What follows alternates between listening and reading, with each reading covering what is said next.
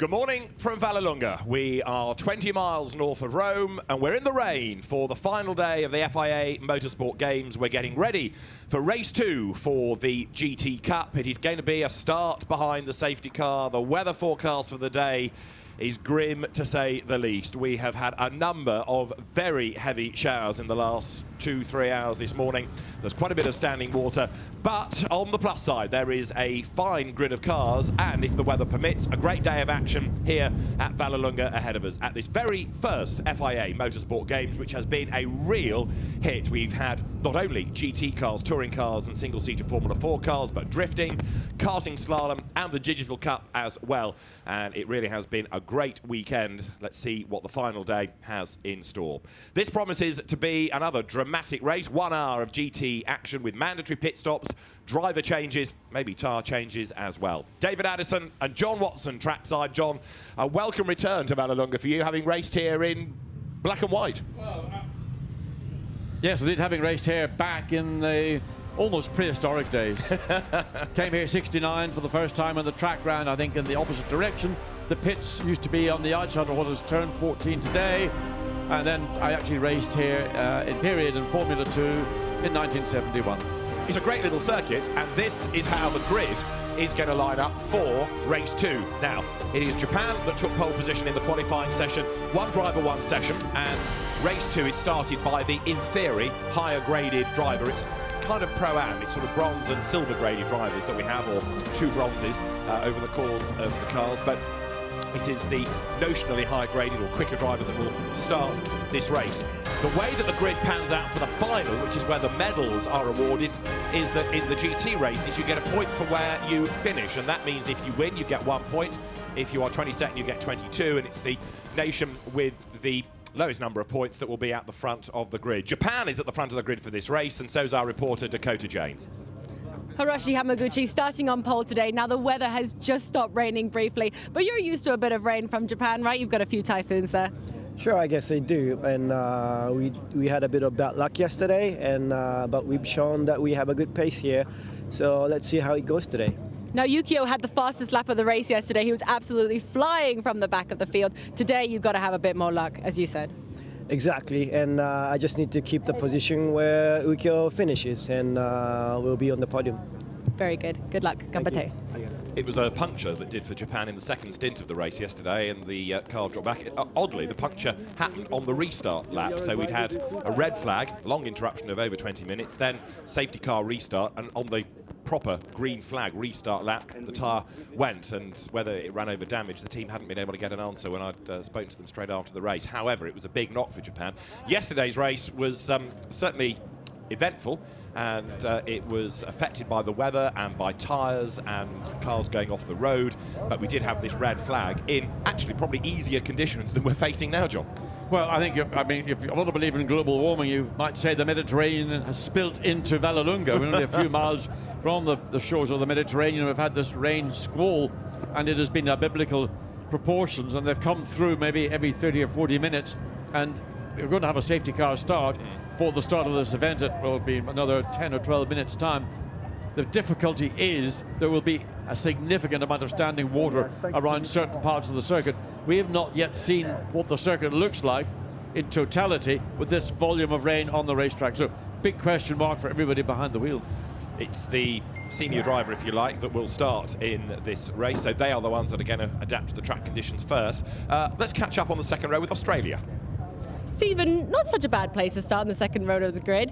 All the way from Australia, very, very long way. How happy are you to be here in Vallelunga supporting your home country? Yeah, listen, it's great, and I'm really happy he's in the car first, so he can go out and work it all out before I've got to get in the car. So tricky conditions, it's wet, it's really, really wet, so hopefully he can set the car up for me and away I go.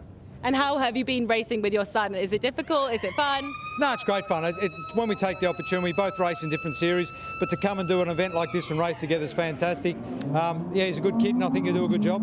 Good luck. Thank you very much. Thank you. Stephen Grove, Australian Porsche stalwart. His son Brenton will go first, who races for Triple Eight in Super 2, the old development series in what used to be V8 supercars, now Australian supercars. But Brenton himself came out of Formula 4, raced in the Victorian Porsche 944 Challenge. There, you're looking at the car alongside Australia on row 2 of the grid. Switzerland, Patrick Niederhauser to go first in the Lamborghini that is being run by the Raton Racing team. Patrick Niederhauser, very, very quick Swiss driver, so he's going to be one to watch in this first stint. He was on his toes, although the car was many laps down in the second stint yesterday. So starting up at the pointy end, he'll be a driver to watch. Pirelli wet tyres, everybody will run on. And let's have a look at some of the puddles. Not surprisingly, it is a wet track declared. Absolutely. I mean, well, we've had a wet track declared throughout the weekend, but when this is wet, this is wet. And again, it'll be an issue of identifying where there may be either rivulets running across the track or standing water, particularly on the apex of some of these corners. These corners are primarily camber. There you see, coming out of turns 5 up the hill, water running diagonally across the track. It's not particularly a problem, I would say. You can see the safety car cut through it without any difficulties whatsoever. Nevertheless, with the lack of visibility, just one car looking at that's the top of the circuit dropping down into the stadium. That's going to be an area where everybody will have to be on their toes. So there is the safety car heading down towards turn 10. This brings you into the kind of paperclip around the back of the circuit, but just proof of how treacherous it is out there. The safety car driver having, of course, to press on, hustle on, and discover what the grip levels are like. And coming out here of turn 7, it very nearly didn't get much grip because the car had a bit of a twitch there, look. And of course, that's got to be driven at a proper pace. And remember, that car also has got traction control, part of the standard features of all the GT3 cars racing here this weekend. Now, Salih Yoluch got a penalty in the race yesterday for Turkey. He is with Dakota. So, now you're starting a little bit further back than you were yesterday. You guys made a gamble on the tyre decision. Today, you're definitely starting on wets, right?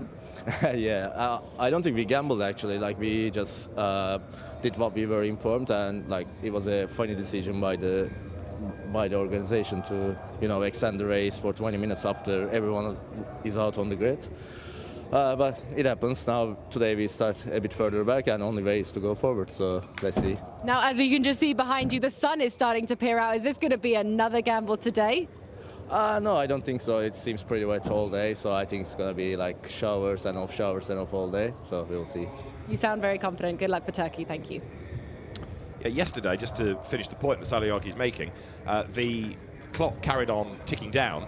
The cars were sent back into the race. And David, the clock kept ticking down during that red flag period. That's what I'm saying. Yeah. And so when the cars were released, the clock said that there was something like 8 minutes. The team thought, well, we're never going to get slick tyres to heat up in that time, so we'll stay on wets. Once the cars were back on track, then the time was added on, and they were committed to the tyre choice. Yes, and somewhat unusual to see an additional 20 minutes, the time that the cars were sitting stationary under a red flag, added on to the end of a race. So it was confusion, I believe, for a number of the personnel in the pit lane trying to second guess what was going to happen. And again, the issue about the teams appear to believe that they were instructed to go on to wet tyres because that's why the race was red flagged in the first place. But some stuck with slicks, and the two front row grid cars, the Ferrari and the Aston Martin, the Russia Ferrari, were on wet weather tyres, and of course they got mugged as soon as the race got back underway, just on the wrong tyre, on wrong track conditions. Well, there's no argument about tyres for the moment, is there? It is going to be wet, and of course it will be a safety car start, probably 3 laps behind the safety car. That's the car that won yesterday, so is at the moment ahead on points with 1 point. Germany, Alfred Renauer and Stefan Görig, aka Edvard Louis Brauner, his co-driver. So the Porsche victorious yesterday, and the car starting on row 4 for today's race. It was on the 3rd row of the grid yesterday. 22 nations we have. Hong Kong also on the back foot after yesterday. The car disqualified the Honda NSX of Marchie Lee and Paul Ip. Too much turbo boost, so that was excluded at the end of race 1. A couple of grid drops for this. Denmark, Christina Nielsen did a really good job yesterday in the race, finishing 2nd. Grid drop for going too slowly under a red flag in free practice. And also a grid drop for Malaysia for contact in race 1 against Australia. Right, okay, I'll take that all on board. There you go, parish news. Yeah, it is, indeed. I mean, I've never known anybody, I suppose it's within the regulations, you aren't mandated to go at a particular speed back to the pits, but anything under that speed I didn't think was a penalty. The race is on, this counts within the hour, so as the cars leave the line, we are now in business. And you'll also see that the Optimum Motorsport run Q8 team Aston Martin has got new bits on it after a sizable accident yesterday. Most of the new bits on the Q8 Aston, which is there about to get underway, are from TF Sport that's operating the Turkey car. They had their spare here, so they lent lots of bits to Optimum. So British GT cooperation, but the car struggles away from the grid there. That has got Zaid Ashkanani at the wheel of it, and the car is away late. You can't overtake under the safety car, so he's going to have to be at the back of the grid. Oh dear, oh dear, oh dear. Yeah, I mean, it's all a bit confusing. So slightly different colour of the front of that Aston Martin, rather fetching sort of dark blue and a white band down the middle of the bonnet. There you go. You can't overtake behind the safety car, but I think what Ashkanani is trying to do is get back to his grid position. I think he might be a bit late in doing that. Exactly, because this isn't a rolling start. This is the race. If you have lost your positions, my understanding is you should be at the back now. I would have thought so too, but he was pretty much at the back anyway. So where he thinks he's going to climb up to. But even at the speed the safety car's travelling down into, this is coming down through turn 3. No, this might be further around the second. In fairness, the track looks like it is clearing. The water that was on the track, standing water, has been draining and clearing pretty quickly. Yeah. Well, the race order is almost grid order, and that means, therefore, as you come up now towards turn 8, that it is Ukio Sasahara for Japan, Jim Clark for France 1 and 2, third Patrick Niederhauser for Switzerland, and fourth is the Australian Porsche Brenton Grove at the wheel. Russia 5th, Denis Bulatov Ferrari, Portugal 6th, Enrique Chavez ahead of Germany, Alfred Renauer in the Porsche, and for Chinese Taipei, Evan Chen in the Lamborghini. 9th will be Malaysia, Weiron Tan, and then Poland. 10th, Arthur Janos at the wheel. 11th is the USA, Spencer Pampelli, ahead of Thailand's Kandatik Kusuri. Belarus 13th, Alexander Tarkinitsin Jr. representing them in the first stint. Nico Verdonk for Belgium is 14th, man to watch. 15th, Ayhan Şengüven for Turkey, riding with Belgium at the moment incidentally, and 16th Chris Froggatt for Team Great Britain. Then it would have been Q8, but the car's slightly out of sequence. Zaid Ashkanani, Giorgio Roda for Italy next. Then it is Hong Kong, Marchi Lee, Denmark, Christina Nielsen, Honda's both, Spain's Lamborghini of Fernando Navarrete, and at the back, Eric Zhang for China in the Mercedes. But as I say, because of the Q80 dramas off the start, that back of the grid order has shuffled a little bit. We're looking at probably 3 laps under the safety car, which is the normal procedure. In these circumstances, yes, I mean, there were parts of the track we just picked up the sort of middle of the first safety car lap, but as they climbed up out of turn 7 up to turn 8, that part of the racetrack clearly was much, much wetter than other parts, so it's strange, bits draining more quickly than others is the sequence of into turn 2, turn 3. So everybody running pretty much at a sort of the pace that dictated by the safety car, and visibility at 50 miles an hour, 50 kilometers per hour. Reasonable, triple that, and it's going to be invisible. Ukio Sasahara there in the Japan car, the Lamborghini run by the FFF racing team, graduating now into GT cars, ready for the first time. He's the Asian Formula 3 champion. He's been third in Japanese F3, runner-up in Japanese Formula 4. We've seen him in Europe in Formula Renault. But for, as Andrea Caldarelli said to me yesterday afternoon, a new kid, new to GT cars, mighty impressive in the race and the qualifying session for this grid. Yes, I mean, a young driver coming through the junior single series ranks, carrying all that kind of natural speed and ability, and jumping into a GT3 car, making the adaptation in a very good way indeed, and certainly putting, I mean, I think many people have looked down the list of entries before we ever got any action on track and said, well, which country is going to be the dominant country, and certainly Japan was one of those countries. Nico Verdonk was a real star yesterday. The car started on the back row, Belgium, and he got 3rd place.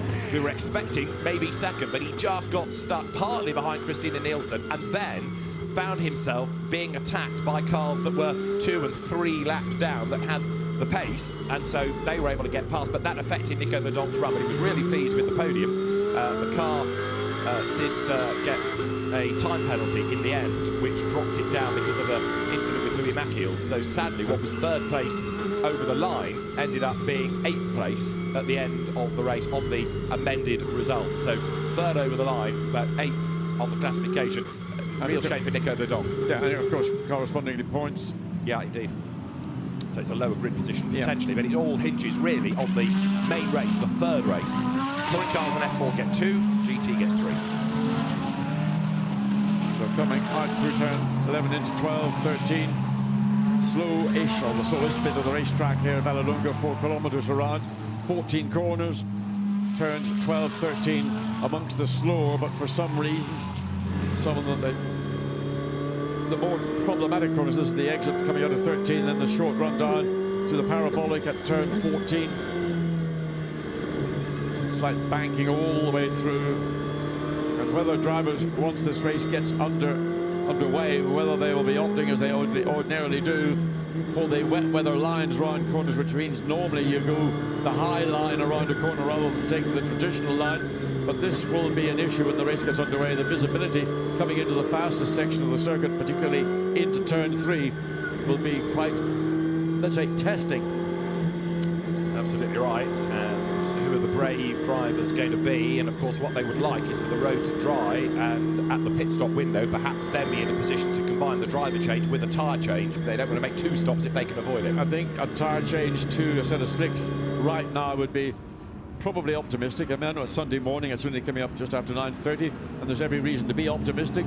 9:30 Sunday morning, but let's get real.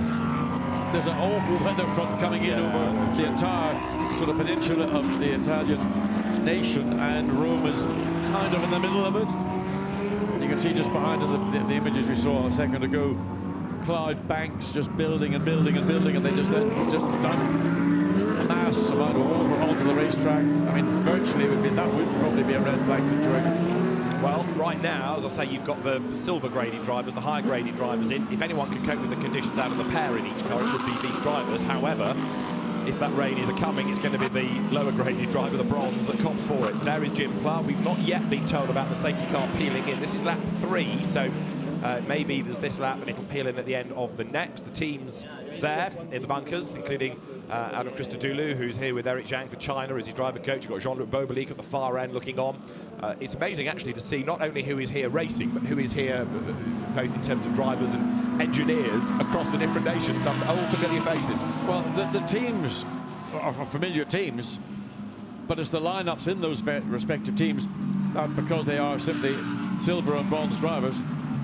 If we were at a regular event, as we would have done throughout the last number of seasons, Blancpain, GT, Challenge, Endurance, whichever, you've got your pros, your pro-ams, your silvers and your ams, and we're familiar with those. Now you've got drivers in effect in cars which they're not normally in, and the lead car of this group, the 509, it runs in the Silver Cup of the Blancpain Championship.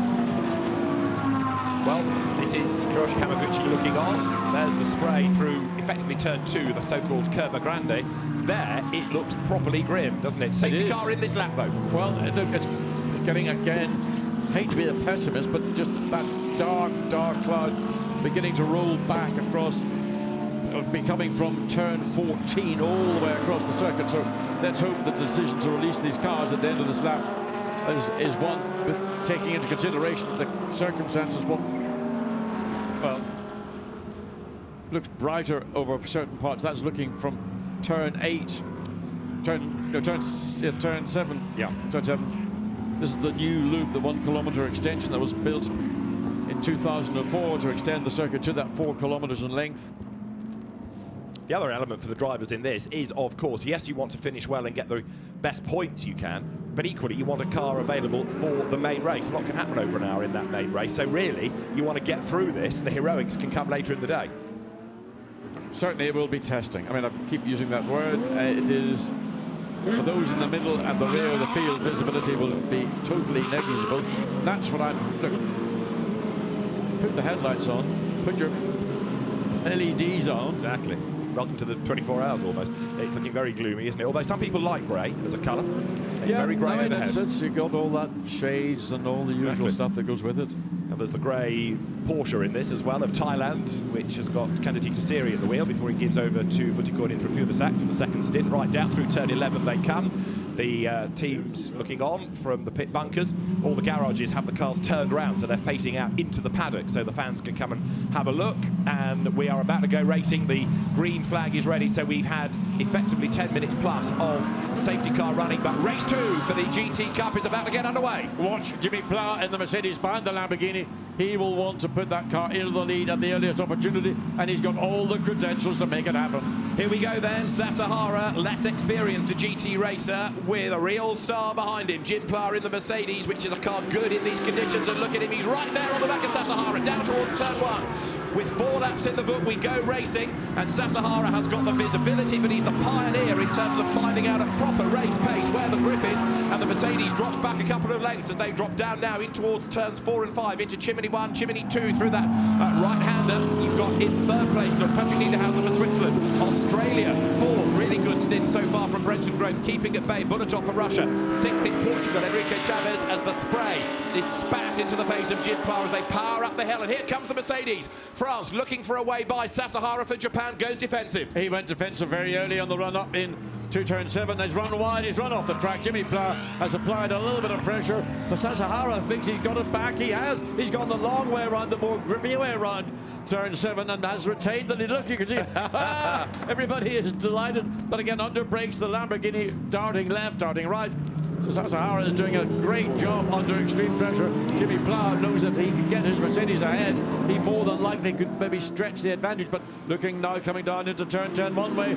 The long way round might be the quicker way round, but the Lamborghini's going to run you wide anyway, because it was a little bit too hot into the corner. The rain is falling heavier. Pla has done it though. He's round the outside. Brilliant bit of driving. Jim Pla for France takes the race lead. That is GT experience for you. He knows this car inside out. Sasahara still learning about the discipline, about the car, and right now Jean-Luc Bobelic, who will do the second stint, looks on. His ASP run, Mercedes leads, and look at the rain. This is now torrential. This is what we've had twice this morning already. Concern will be that you'll get instant flooding, you'll get rivulets there as the Porsche is in the tower barrier. That's Malaysia. Well, that's going to bring out, no doubt, a full course yellow, if not a safety car. So Malaysia off the road. It's Weir on tan at the wheel of the car that had some steering damage yesterday. Now, the race director red flagged it when it was far easier conditions yesterday. So what happens now? Let's see. For the moment, the drivers press on, and it is France ahead of Japan. Switzerland runs 3rd. Italy there, turning through. Australia has dropped back into 9th place as the cars accelerate here down towards turn 7. Safety car board is there. It's not yet on the timing screen, but there's a yellow flag waving. Now it's on the graphic. It's safety car deployed. Yeah, I mean, it had to be deployed. These conditions are literally at the point where you can have so little visibility. Looking at a car, you can just about see the head. Oh, is that the Renault Ferrari? Is that the Russia Ferrari? Well, again, getting caught. Well, it's a long way off, John. It is. I'm just trying to work out where that's... Well, there's, we're getting a view of what is actually happening. The rain is now so heavy they've got a safety car deployed. So 2 cars well off the racetrack. Simply they've aquaplaned off, just going a little bit too quick, getting caught by the puddles. And it was a no-brainer. I mean, it's not even a yellow flag, not even a safety car. It's almost at the point where you'd have a red flag. And what we had yesterday, the red flag was primarily deployed because when the rain fell, everybody was on slicks. Now this is the Ferrari. Is the Russian Ferrari. There's a car, that's Australia skating off, isn't it? No, that's not. That's Denmark skating off, forgive me. So the Ferrari is on the power. Dennis Bulatov at the wheel. I'm assuming it just suddenly snaps away, heading up towards turn 9 here. No, I don't see this. So the car's behind the safety car, and it's going to be fascinating to see what the race director Oliver Grodowski does. He's a regular FIA race director for GT events, Nations Cup in Bahrain last year, the precursor to this event. He does the GT Cup at Macau, for example. He used to be the race director in the days of the FIA GT1 World Championship and the FIA GT, the Sprint Series after that. But you can see the circuit is awash. But for the moment, he's letting them go, at least stay out of the track. Well, again, I repeat, the reason why it happened yesterday was that everybody was on slicks when the rain came, albeit it was a light shower, where here we got torrential. This is a replay of what Jimmy Pla did at the end of the first lap. Not surprising as far as I was concerned. He was always going to make a move as early as possible, and he got it done. Coming through turn 3 and the exit of 3 down into turn 4. There's the head-on view coming out of into 2. That very, very quick cambered again. Right-hand corner, and the quick flick back to the left for turn 3. This is Italy. This is Giorgio Roda in the spray.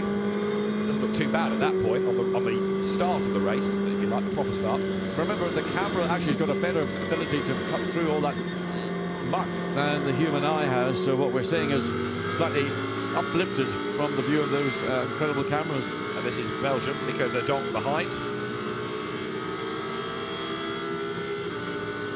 So coping with the spray, trying to find the grip, trying to find some traction.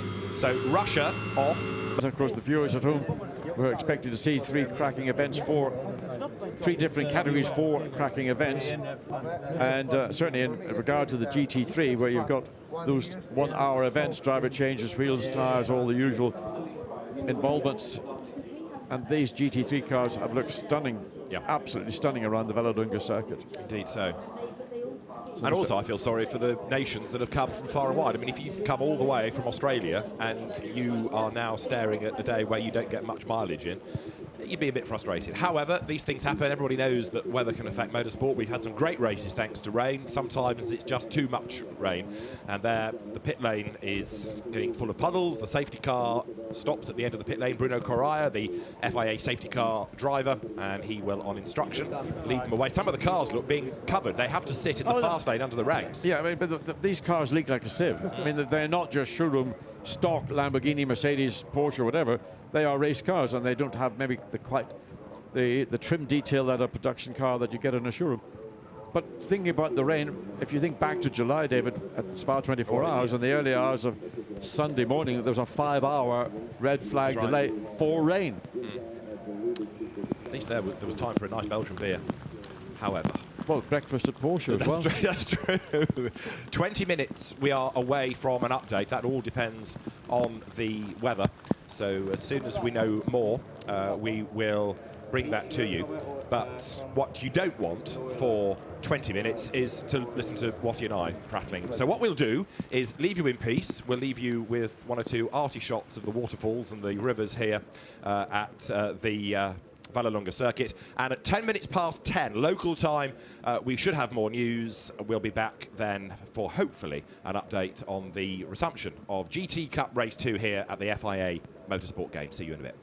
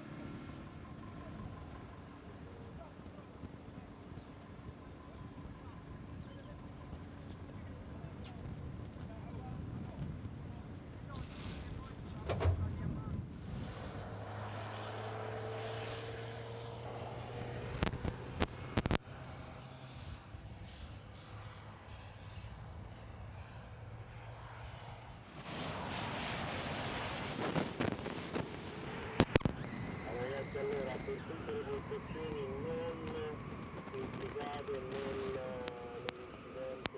alla 9, ogni disciplinare, sempre permettendo, cerchiamo di alleggerire i danni di acqua che ci sono in postazioni.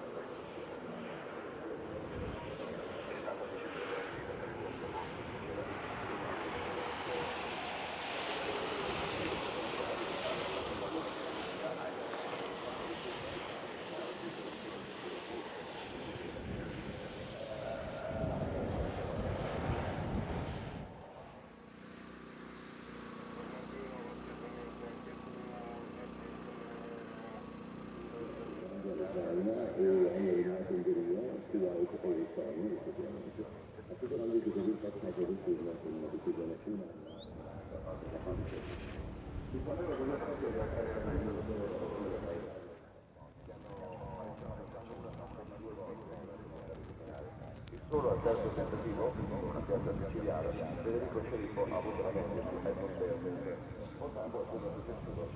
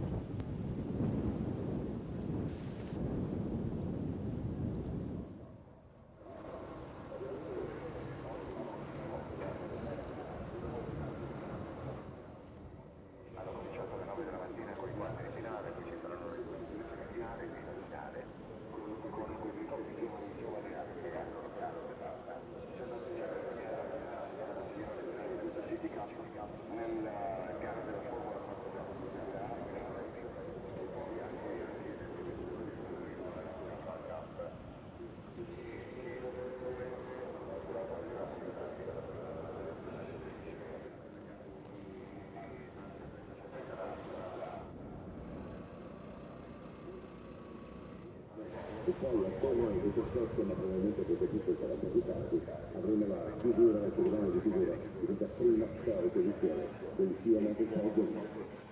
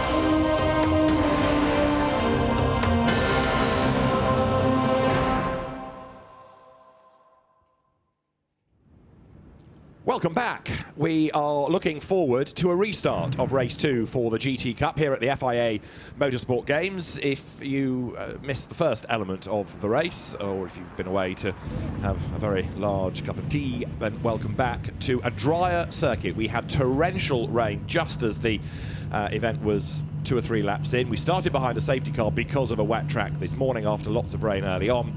Then it just became biblical, and so we are good to go now for the resumption of the race, which will be 30 minutes. We've had a very, very long stoppage, which I think really is probably about the best part of an hour, and we are looking at 30 minutes with the change of driver having been allowed for this restart. Now, it was effectively grid order before the suspension of the race, meaning Japan led from France, but this was the brief moment of green flag racing. Ukio Sasahara ahead of Jim Clark. This gave you an indication of proper race pace and exactly how well it was. Clark was a star on the opening lap. Nico Verdon for Belgium was also busy trying to wriggle his way up through the traffic. Trouble is, of course, you've got standing water across the circuit, you've got the spray to contend with as well, very hard to overtake, and they're going through turn 1, the Russian Ferrari, Denis Bulatov at the wheel, a high speed off. Jim Clark round the outside of Sasahara coming through turn 10. He was given room, only enough, but it was enough, and Jim Clark with a brilliant move took the lead of the race, but he was only ahead for really one more lap before the safety car came out with Malaysia off the roadway on Tam in the gravel. Giorgio Roda stuck with the rear wheels in the gravel, and the rain just absolutely teamed it down, and standing water meant that the red flag was shown, and we have had a further shower of rain since, but actually since it stopped raining it's cleared up pretty well, and so the race director Oliver Grodowski says race will restart at 10:50. It's 10:49 now. So in theory, what will happen is the safety car will lead them out of the pit lane, the clock will start for the 30 minutes, and when he's happy, he will release them. So it'll be a 30-minute period. In terms of actual race time, you're probably looking at maybe only 20 minutes. The fear I have is it will be a safety car start, obviously, but I think in fairness to all the bronze drivers who've now taken over from the Silver Star drivers, they will have had no experience whatsoever of these track conditions, and there's 30 seconds before the cars will be released. So they will need at least 3 laps just to get a sense of where is the water lying, how wet is the racetrack, and it has been absolutely saturated, and we're expecting further pulses of these rain showers to come in. Some of them have been unreasonably heavy and others have been, well, bearable. At the minute, there's a little bit of brightness in the sky. This window, whether it will be a 30-minute window or whether it'll be a 3-minute window, I don't think even the weather merchant could tell us. So the race is back underway then. The cars are being released from the pit lane, and the clock has already started, of course. So the safety car leads them away, and the first one out should be Jean-Luc Bobelic for France. And he ain't going very far at the moment, I don't think. Come on, Jean-Luc. So the Mercedes hopefully will ground into life. Yes, it does. So it will be France, Japan, Switzerland, Portugal, Germany, Chinese Taipei, the order. Jean-Luc Bobelic will lead Hiroshi Hamaguchi, will lead Christoph Lenz.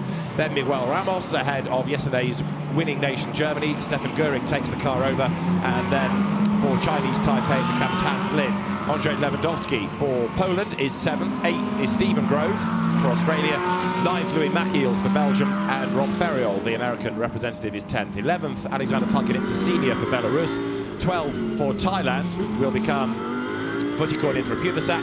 Turkey's Saleh Yoluch is 13th ahead of Flickhagen for the UK. Then it is going to be Paul Litt, 15th for Hong Kong. 16th is Spain, and that will now go to Alvaro Lobera ahead of Denmark's Jens Müller. For Kuwait, it is Khalid Al-Murhaf. Then for China, it is Ying Zhang. We lose Russia, but Gianluca Roda takes over Italy, and that car is a lap down. Interestingly, that has not been allowed to get its lap back, which is normally the way that the procedure operates. You are allowed out first to go around and catch up the queue. However, that has not happened. So, safety car lights flash. When the lights go out, we know that you are going to go racing at the end of that lap. There's a drive-through penalty for Belarus for overtaking under the safety car. So Belarus now gets a drive-through penalty. That will need to be served as well. And as you see from the clock, it ticks on down. Yes, we're at low speed, but right now conditions don't look that grim. The conditions, I would say, are wet weather conditions. The main thing is the visibility will probably be reasonable. What I would expect to happen is very quickly see Hiroshi Hamaguchi squeeze his Lamborghini past Jean-Luc Bobelic and the lead Mercedes-Benz, So it'll be the first 2-3 rows that will have reasonably good visibility. The others will have to bear it and grid with it into turn 10. You can see there's still standing water running diagonally across the track, albeit at low speed. But certainly in the quicker parts of the racetrack, it looks like it has drained pretty well. And that will make, no doubt, from turns 1, 2 and 3 that little bit less hesitant than it might have been half an hour ago. So the cars there now run with 27 minutes and counting before we get the checkered flag out. Just to bear in mind, this is race 2. We're building up to the main race, the grid for which is based on points for your finishing positions in the 2 so-called qualifying races. You get a point for your position. So if you win, you get 1. If you're 22nd, you get 22. And the smaller number of points you have, the further up the grid you will be. So ideally you would like 2 points for 2 wins in the qualifying races, but it's going to be a really topsy-turvy grid, and the main race coming up as the final event on track, all being well at 3:15, but the weather forecast for this afternoon is not exactly positive. Again, just in the background you can see that black cloud beginning to build. That's what we've had coming in throughout the morning, and they've been coming in roughly at 30-minute intervals. So let's hope that this 30-minute interval is going to pass us by and not deposit, again, a load of water on the racetrack. Down towards turn 4, so-called chimney 1, chimney 2, that sort of double apex right. They loop round, and the lights are still flashing on top of the safety car. These drivers experienced the wet yesterday because it started to rain when they were in their first stint. Today, of course, they do the second. Patchy as well. You can see some parts of the circuit don't look too bad. Others have got a bit more standing water. And the lower graded drivers you're looking at now, look down the order, who would you put your money on? There's some very experienced drivers, but in terms of pure pace, Hamaguchi, Andre Lewandowski, they would be up there. Flick Hayes is going to be one to watch. It's going to be intriguing, this. Miguel Ramos likewise. But it'll be those that are at the front of the field that will be able to make any progress whatsoever, because they're the ones who are going to get the best visibility. Whereas those mid-pack, and they're looking down on 13th place Sully Yolick and the Aston Martin, a car that was in the front row of the grid at the start of this event. What now? Well, it was 9:30 when it was due to get underway. It's now coming up to 11 o'clock, almost an hour and a half ago. So he will be right in the thick of it, for one to another. But you can't call water thick, but certainly whatever it is, it'll be difficult for those cars that potentially are out of position due to what happened when this race got underway an hour and a half ago. We understand everybody is, of course, still on wet tyres, as you would expect, really, for bronze drivers. They're not going to risk anything. So there is Ukio Sasahara, who did a decent job, if only a brief one, at the start of the race. I would say he did he's done, I think, an outstanding job, frankly, throughout the weekend. Jim Pla, watching now, his input into this has also, of course, been limited. The idea would have been that he would have done the majority of the available track time as the quicker driver to try and build up a gap for Jean-Luc Beaubelique. So that, I'm afraid, has not been able to happen. And that car was put by Beaubelique in the gravel yesterday, the French Mercedes. There it is. So they're looking at, they need a good result out of this for a decent grid position for the main race. Right, that's another lap done under the safety car. I was predicting about 20 minutes of racing. Well, we're down to 24, so I won't be far off, I don't think, with one more lap to come at least. Yeah, I mean, it's going to be one more lap, and I mean, they may just give them 5 laps altogether, give them an opportunity to get somewhat a modicum of temperature into the wet weather tyres, get them a chance to get the whole car up to an operating temperature, and just get the drivers accustomed to being behind the wheel before they throw this race on a green flag and let them go. So it's France in the lead from Japan. It is Switzerland in third ahead of Portugal. And then 5th is Germany, 6th is Chinese Taipei, Poland is 7th, 8th is Australia, 9th is Belgium, 10th is America. That is how we look. Of course, the medals for the top 3 nations in the main race. We had our first medals awarded last night. The Ukraine took gold in drifting from the Czech Republic and Russia. In the Digital Cup for the e-gaming, it was Australia for gold, Costa Rica taking silver, and Italy the bronze. So 6 different nations across the medals thus far. Safety car in this lap, John. So we're going to go motor racing. I hope everybody behind the wheel is now teed up for the restart. Visibility at the minute reasonably good. That's looking back to the 3rd place, 2nd row of the grid after there had been a standing start, or there'd be a rolling start in the case of GT3 cars. So I just wonder how long we're going to see Jean-Luc Beaubelique withstand certainly the pressure from Hamaguchi in the Lamborghini, but likewise Lenz in his Lamborghini following in 3rd place.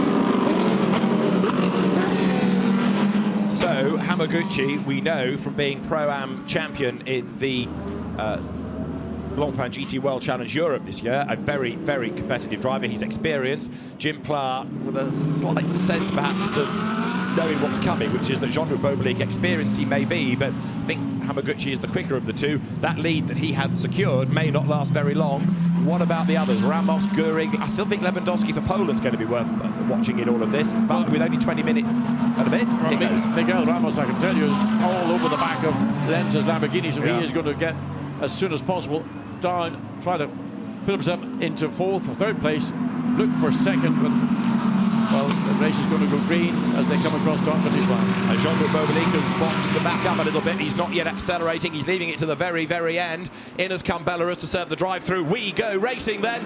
22 minutes just under, still on the clock here at Vallelunga. The sun tries to break through, the spray is in the air, but the GT Cup is back in business. Bobelic leads then in the spray, sits Hamaguchi for Japan. It's France in the lead as they drop down to turn 4 for the first time. Switzerland runs third, and here is the first danger point because you try and overtake if you can. It's Portugal for fourth, and then side by side for fifth. Look, Germany versus Chinese Taipei.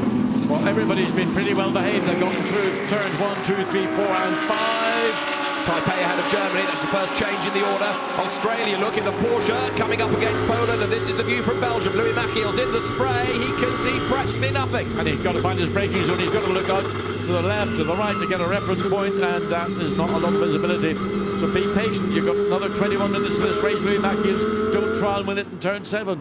Jean-Luc Bobelic leads, and actually he's trying to build that gap, isn't he? Hamaguchi is at the inside line there. Look, with a brave move goes Hans Lin, but he slithers out wide, and that's going to put Ramos for Portugal back ahead of Chinese Taipei. Yeah, always the danger of turning into turn 8 that you overrun the corner. That was what we've seen happen pretty much throughout the weekend.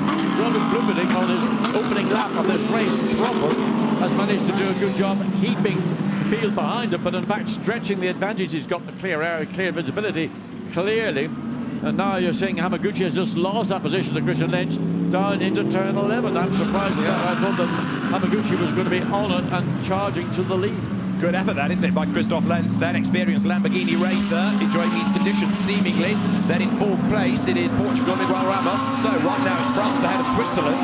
Looking further back, Chinese Taipei, which had a blocked fuel valve yesterday, and it's then developed fuel pressure problems. That car going nicely at the moment, as here, back on his toes is Hamaguchi.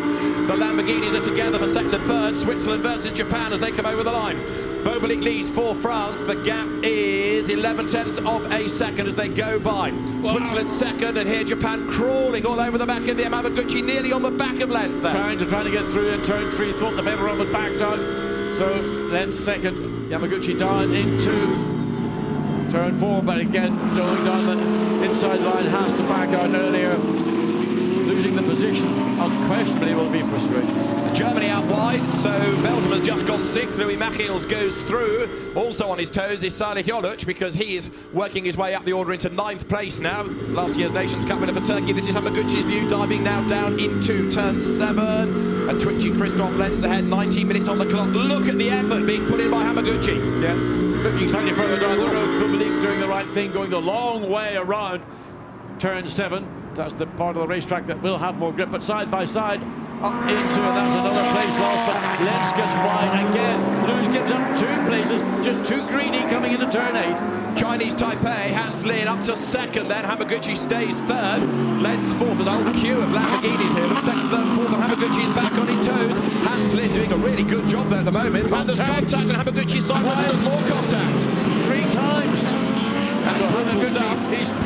Whether he will be allowed that, maybe he'll have to give that place back, considering it was not just 1 tap, it was 2 and a bit, probably just for good order. So now he's got back through the traffic, but Hans Lin doing a really good job. Former GT Asia, former BMW Asia racer, Asian Formula Renault champion in the Gamma Racing Lamborghini. Now here is the replay of a moment for Hamaguchi. Lenz, that's when he lost the 2 positions. That's Lenz going ahead. So Hamaguchi it was, that's wrong. Hamaguchi runs out wide, Lenz goes ahead, and Hamaguchi then fights back, but this was a couple of laps ago. So Bobelic leading for France, and the gap's coming down. So we're still on the replay of what occurred earlier in the event. Fastest lap to Poland. This is Louis Machiels getting ahead coming out of turn 4 of Germany. Now Stefan Göring, Edward Lewis-Browner at the wheel. Look, he goes out wide. There's the gap on the inside. Yeah, the Porsche had to just back out of it. It went wide, ran high on the exit of 4, but hadn't got the space to drop down into 5 to take or control that position. Back for battle for the lead. Hamaguchi up the inside, up into turn 7. Has he got speed? Has he got the control going into braking? Bublik has been taking the long way round. He's conceded the lead. In fact, he's backed out of it and let the Lamborghini run through. So Hamaguchi then for Japan takes over the race lead. Andrzej Lewandowski for Poland has done the fastest lap of the race. I did suggest he might be worth watching, but also Hans Lin for Chinese Taipei doing a great job in this Vincenzo Sospiri round Lamborghini. He is now all over the back of France. In 4th place still at Switzerland, 5th there Portugal, 6th behind is Poland. So Lewandowski, well, final Pro-Am winner in the Lamborghini Super Trofeo event at Jerez last week, trying to wriggle his way up through the order, but now Hamaguchi potentially can get away while Boboli stacks the ball up behind him in 2nd place. Well, this is what I'd imagined was going to happen actually when the lights went, when the race went green. Brave stuff this by Hamaguchi in the replay. He just had much better drive off turn 5, able to get up alongside in turn 6, the lead car of Jean-Luc Bublik, then on the inside controlling the corner on the approach into turn 7. Now the gap is just stretching immediately within half a lap. That's up to the 2nd and plus. Jean-Luc Bublik is a very experienced campaigner. He wouldn't claim to be the fastest, but what they need is for him to bring that car home for a solid result and a decent grid position. Absolutely. You start on pole position, you just want to take advantage of it, and he's done a good job. We've got one of this race, 16 minutes or so to go, but look, pressure coming now from Hans Lind. So Bublik possibly going to lose his 2nd place as the sweep through the first part of turn 1, then on the inside to get into turn 2. So clean overtake. Bublik now from 1st to 3rd in the space of 1 lap. So down they come, and you can tell that France is set to lose more spots because there is Ramos tucked up behind him for Portugal. He in turn has got himself up past Switzerland, hasn't he? So Ramos 4th for Portugal. Lewandowski is the one that's a little bit stuck. You're back on board now with Belgium because Machiels has fallen back behind Stefan Göring. And as they accelerate up the hill, there is an incident between Japan and Switzerland under investigation. That was that double tap we had early on. Yeah, we saw that coming out of turn 10. There's Poland on the outside of Switzerland down at turn 7. Lewandowski versus Lent, both graduates of Super Trofeo. Out wide goes Boboli. France loses another 1, possibly 2, possibly 3 places. That Mercedes is dropping like a stone. Yeah, I think now that the field has caught up, he's getting mugged at every opportunity. Tries to stay coming. Again, turn 8 is the problem, corner 58, Swiss Lamborghini. Look at Poland up the inside. Lewandowski absolutely flying. He gains 1 place, possibly 2.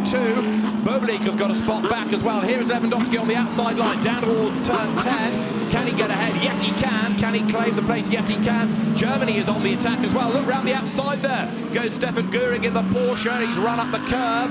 Loses traction. Machiels goes ahead of him, so Belgium gains a place. All concertinaing now. Great racing, 14 minutes on the clock. Also, look at Turkey. Saleh, oh look, he's coming into the battle pack as well. So he started back on the 7th row of the grid. He's made his way up through the field, up into 9th position at the end of the previous lap. Need to count him down to see where he's made progress to on this lap. This is now lap 13 they're on. Lead car comes on at turn 14, had a gap of over 3 seconds, now it's going to be about 5, if not more seconds. Used to be Jean-Luc Bublik, now it's Hans Lind in the 2nd place Lamborghini. So Lamborghini 1-2, they're run by different teams. Then as they come across the line, it is Japan from Chinese Taipei, then Portugal. Miguel Ramos 3rd. 4th is Poland, Andrzej Lewandowski. 5th is Switzerland, 6th is Belgium, France down to 7th, Germany down to 8th, Turkey 9th. You are on board with Belgium at the moment. Louis Machiels all over the back of the Swiss Lamborghini of Christoph Lenz, looking for a gap on the inside down at turn 4, but he can't find a way through. No, he was keen to do it, but there was not sufficient space. The Lamborghini ran high, but managed to get the nose down into turn 5. Control it, then the run through 6, which is just a curve, then on the run back up again. So Miguel Ramos trying. The Taipei, Hans Lind and the Lamborghini just squaring the under braking. Bublik again under challenge. The 99 Porsche, or 991 Porsche Göring, so that's going to take us down from 7th to 8th for the Bublik Mercedes French team. And don't forget, Germany won race 1, so on points. Further up the order, good for the grid. There, look, Turkey versus Great Britain versus Denmark. So you've got Saleh Yolush just being able to fend off the Team GB car, Flick Haig, last year's British GT champion. And then behind them, you've got Jens Müller, this year's Blancpain GT Sports Club champion, representing Denmark. So almost every lap there's another shuffle. Look at Turkey getting nearly up round the outside of Germany, just with the drive out of the corner there was Stefan Göring. So Jolosch has to slot back in, and Flick Haig now looks for a way past the TF Sport Ran Aston as they rumble out of turn 11. The race has 12 minutes and change on the clock, and the leading gap is 5 seconds. Hamaguchi has checked out.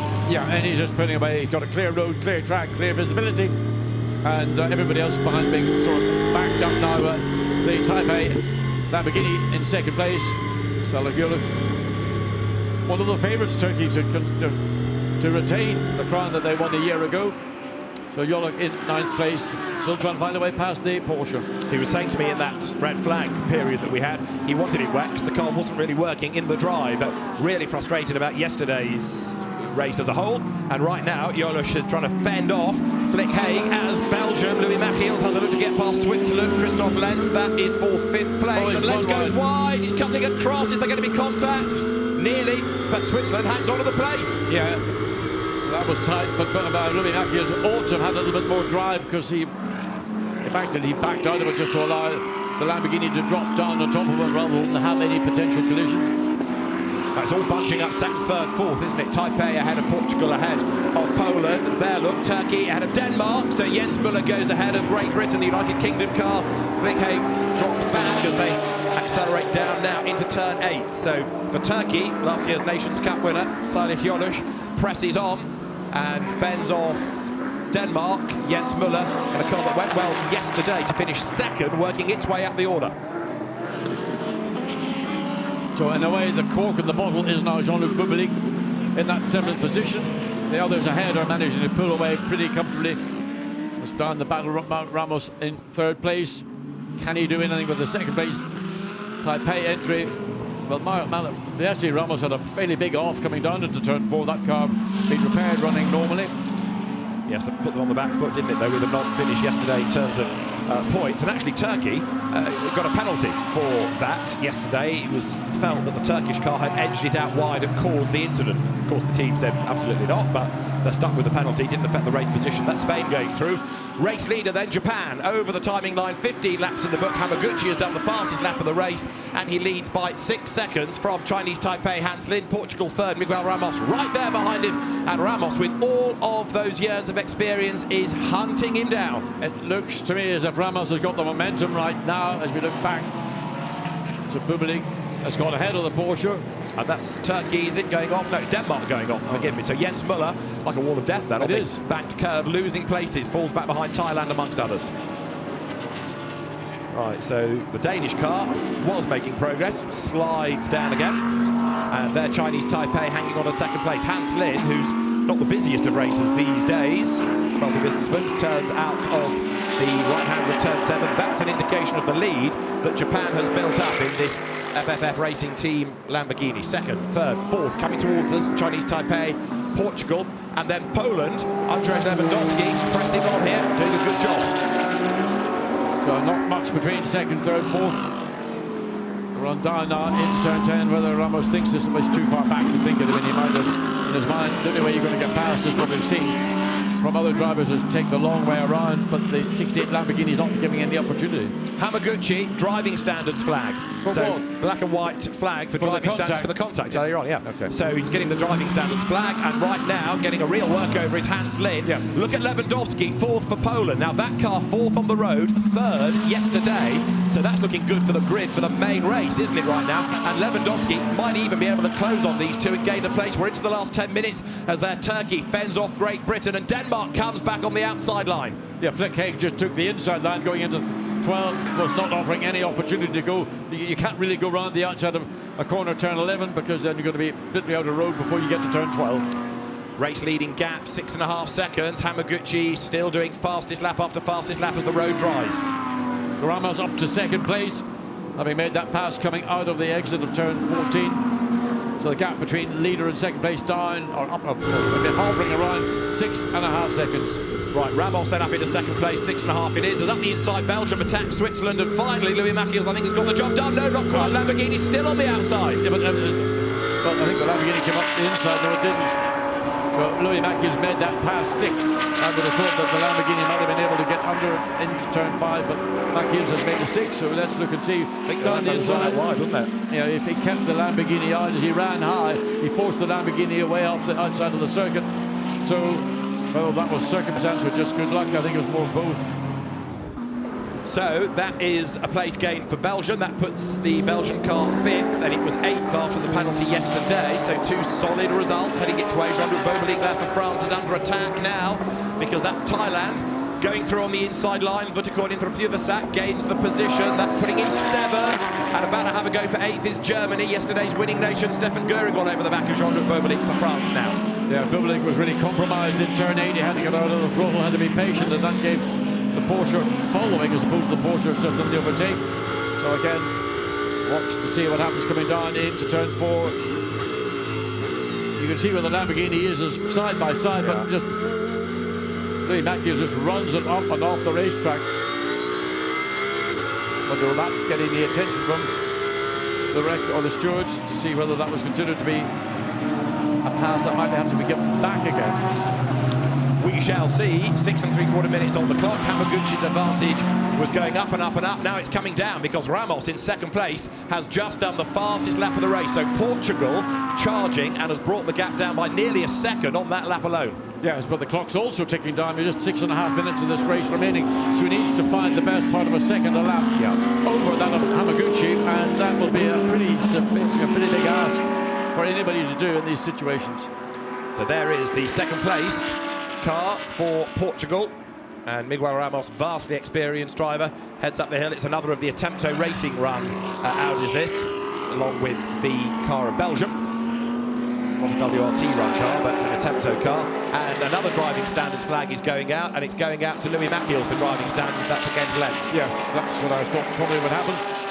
I think on the exit of turn 7,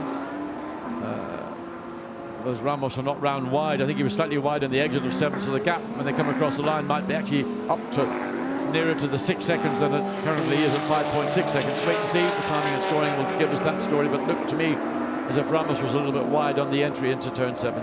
There is France versus Germany. Jean-Luc Bobelic ahead of Stefan Göring as they come out of turn 8 now, and up front still Hiroshi Hamaguchi, having been able to lose ground in sector 1 but gaining back in sector 2. Germany to the outside of France. Stefan Göring going right to the lip of the road there.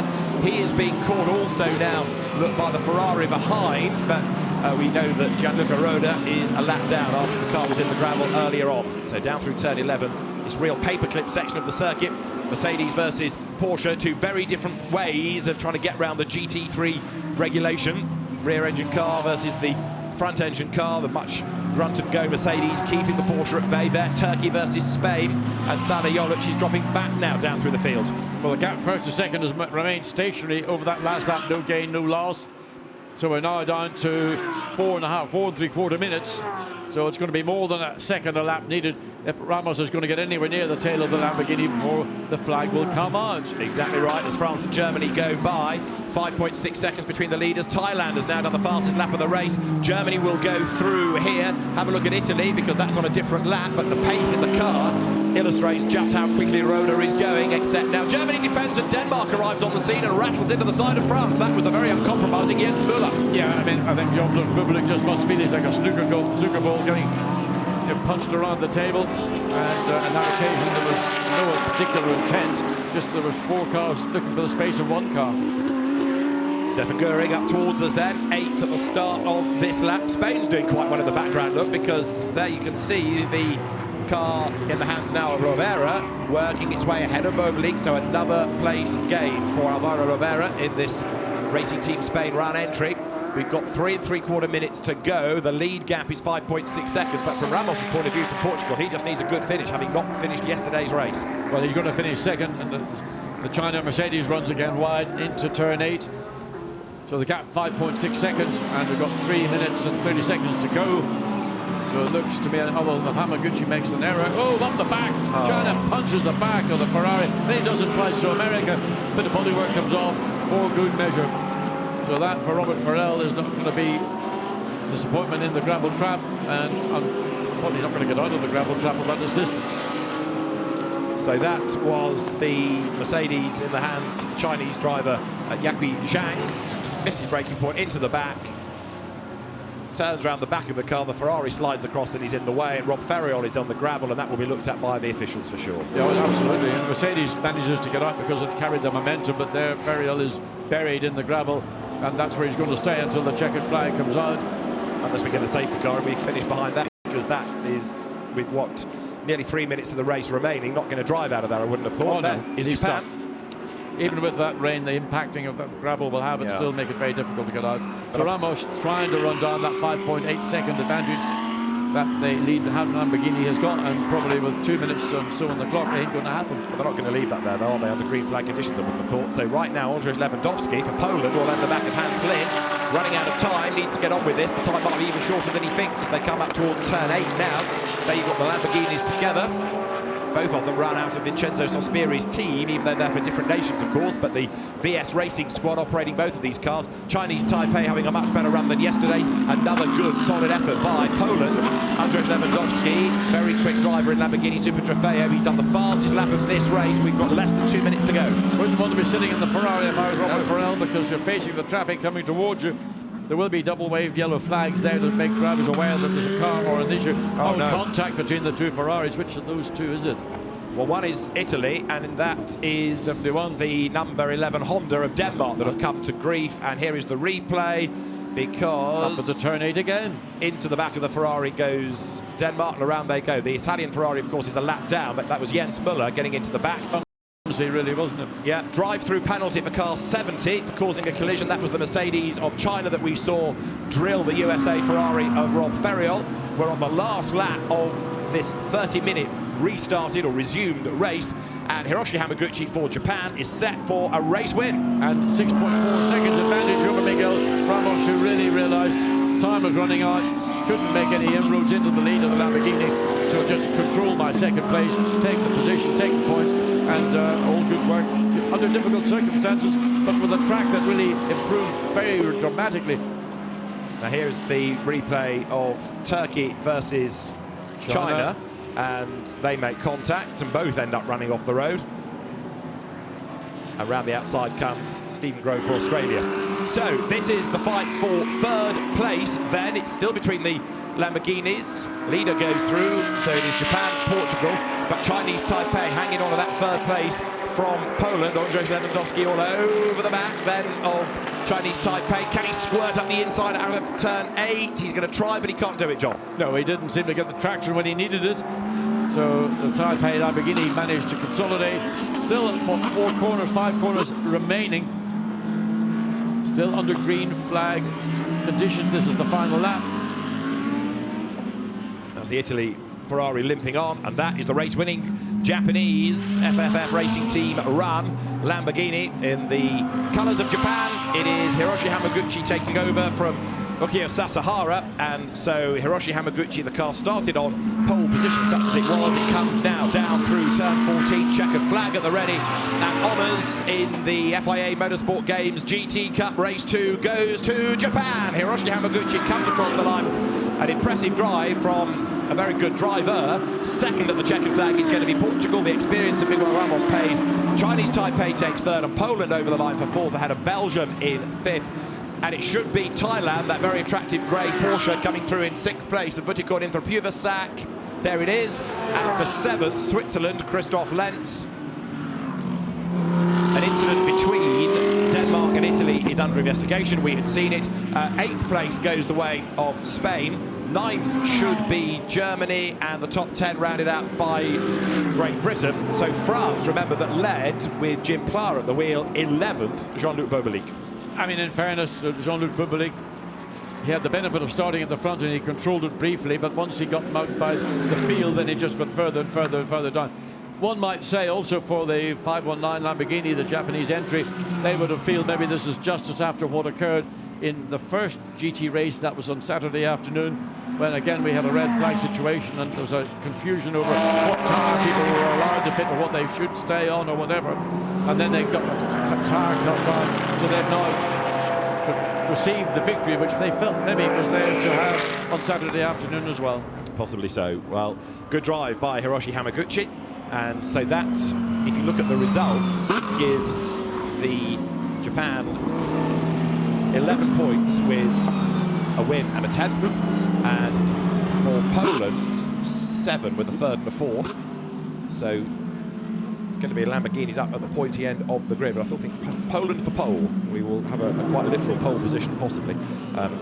Get the maths done before the main race. As there, Ukio Sasahara, GT rookie, adapting well, but Jim Pla must feel very frustrated that he couldn't make more of an impact in that race because his stint was so reduced. Well, the reality is once he was going to hand the car over to Jean-Luc Bublik, it would be very difficult for the Frenchman to maintain the kind of pace that the other Frenchman, Jimmy Pla, is capable of. We've seen that really throughout the season. So his role is that of the AM in what I would call a Pro-Am or a Silver Am driver combination. The results: Japan victorious from Portugal and Chinese Taipei in this second race in the FIA Motorsport Games GT Cup. Poland 4th ahead of Belgium, Thailand taking 6th ahead of Switzerland, Spain, Germany and Great Britain rounding out the top 10. France 11th ahead of Australia, then Denmark in a bit of a yo-yo race for Jens Müller at the end. Hong Kong 14th and Belarus 15th after a drive-through penalty. 16th goes to Turkey, really struggling this weekend. China 17th and Kuwait repaired car 18th. In the wars rather, Italy, and then we lost Malaysia, the USA and Russia with assorted incidents. So Japan takes honours. The cars there go to Park Ferme, and Hiroshi Hamaguchi and Ukio Sasahara take a race win, all of which now starts to determine the grid for the main race itself. There is touring car and single-seater action also here from Vallelunga before we get to the GT cars at this FIA Motorsport Games that has been a real hit. I know today's been affected by the weather, but the nations, the teams, the drivers have put so much effort into this, as of course have the organisers and SRO as the promoter of the event. Vallelunga looks fantastic with all the colours, with all the promotion going on around it. Well, I think it's an ideal venue for these events that have been taking place. The length of the circuit, the nature of the circuit, it's got high speed, it's got some slower sections. There we see Sasahara coming down to congratulate him, and his contribution was brief prior to the rain coming, so they will feel that what they were denied possibly on Saturday afternoon has now come their way, and there will be a major challenge for overall victory in this particular division or discipline that we're watching throughout Sunday morning, Sunday afternoon. Absolutely right. So Hiroshi Hamaguchi with Ukio Sasahara, excellent single-seater driver. We've seen a bit of him in Europe, but he's gone back to Japan and the Japanese F3 and Asian F3 series of late, but that car comes through to take the race win in the end by nearly 7 seconds from Portugal, Miguel Ramos. But it's the main race that they all really need to be focusing on. Yes, these get you through and get you grid positions. And let's have another look at some of the highlights of race 2.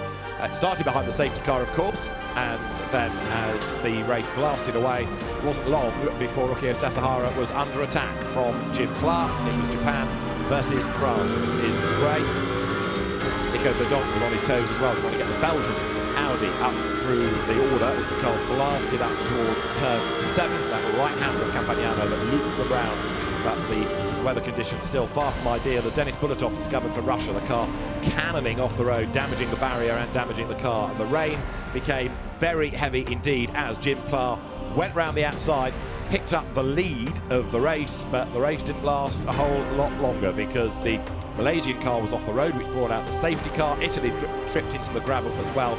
And from safety car, it then became a red flag with a lot of standing water and the circuit barely passable. So everyone headed to the pit lane, bailed out of the cars, and it was a lot later that the cars were released. The sun trying to break through, the road drying all the time.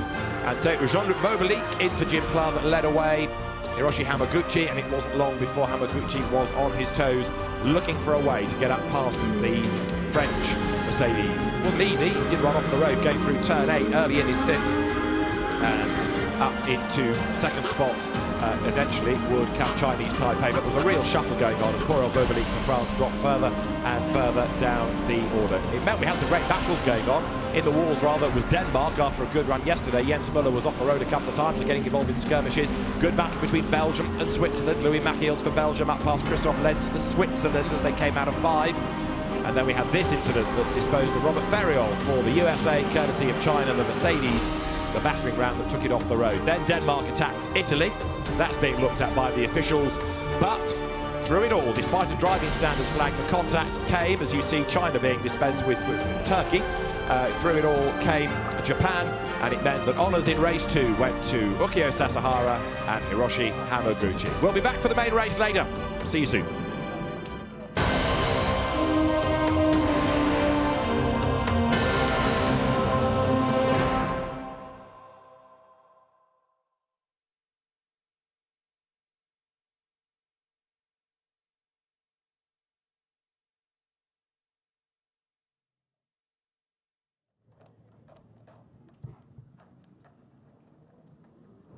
You join us at the Karting Slalom semi-finals, and you're currently watching Portugal versus Netherlands. Portugal are currently running 15 seconds behind Netherlands due to some penalties that they've picked up. So we just have to see how this, well, they've just picked up a few more with those cones going over.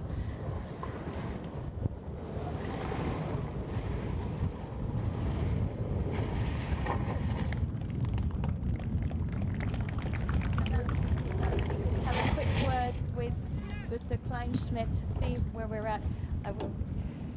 So, semi-finals is looking good and close.